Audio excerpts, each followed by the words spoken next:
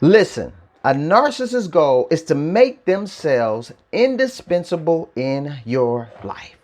And one of the best times to do that is after you have experienced a significant loss. For example, after a divorce, a death of a loved one, you've lost your job, but it's been some kind of life altering event that has happened to you that's got you all messed up. Now, they know during this time, you're more emotionally vulnerable.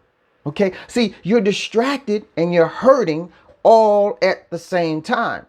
So imagine, for example, you're stranded in the desert. Maybe there was a plane crash or whatever. You're out there, lone survivor. You're all by yourself. Now you've been out here for weeks, no food. Okay. So what does this mean? This means you're weak. This means you're hungry. You're hot during the day. You're cold at night. Listen, we're at a point where we're desperate to survive. And then someone shows up out of absolutely nowhere with a candy bar. Okay. And then they offer you some. Oh my God. You're going to feel this overwhelming sense of appreciation and gratefulness. I mean, you out here toe up, lips cracked, and just, you look a mess. But what I'm saying is you're not thinking about any of that. You see? Now that's going to be the best candy bar that you have ever tasted.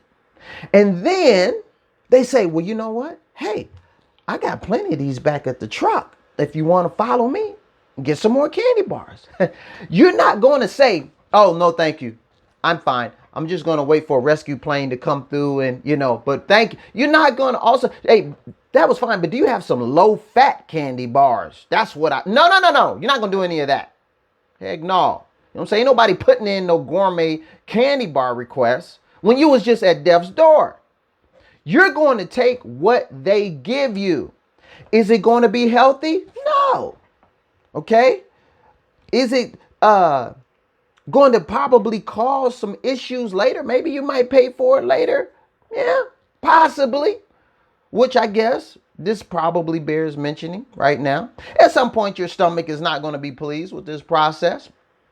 Okay, it will rebel with a bout of bubble guts just as soon as you feel full and satisfied.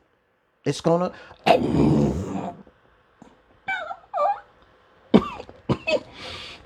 Yes. So there will be a moment that you will see those candy bars again. Okay, but fast forward. All right.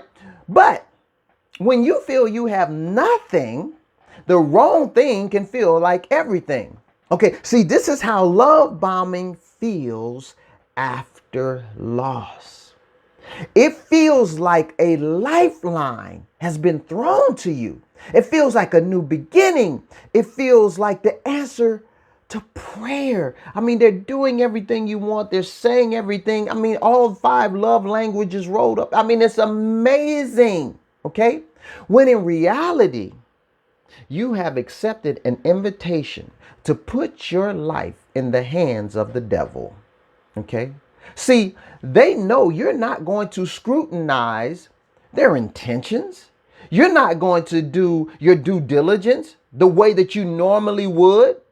No. You just want relief from the pain. And that's what they offer.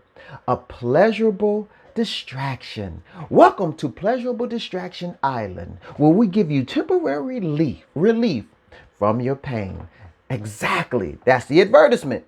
Now, this is the same thing that Satan did or tried to do to Jesus when he was in the desert. See, now Jesus had been out there for 40 days. No food. None. Okay? And now Satan decides to come when he's most vulnerable. See, the Bible didn't say he came at day 10, day 20, day 30. No, he waited. He said, no, we got to wait. Okay? Till he's good and desperate. Then we show up. And then he says what? If you truly be the Son of God, turn these stones into bread. Now, why do we go straight to food? Why do we go to the very thing that he's most vulnerable for? Okay? He knows what he's doing. All right? So now he finds the thing that Jesus is craving most in that moment. A cheeseburger. Yes. Jesus was like, I would love to have a cheeseburger right now just from Fatburger. It will just be, you know what I'm saying? But being aware of the enemy's devices, all right, and the strategy of the enemy, what did Jesus do? He responded with truth. He said, no, for it is written, man shall not live by bread alone. Just can't live off cheeseburgers. See, the enemy was trying to make him settle for less than God's best. And that's what he's trying to do to you. That's what that narcissist is trying to do. Hey, don't look off into the distance to see where God really wants to take. No, take this right here, because I can't let you get off and see the big picture. See, but Jesus was looking at the big picture. He was looking at what his mission was, what his ministry was, and what God's purpose was for him being here. See, when you experience grave loss, you see, you don't need no quick fix. You need deep healing. That's what you need.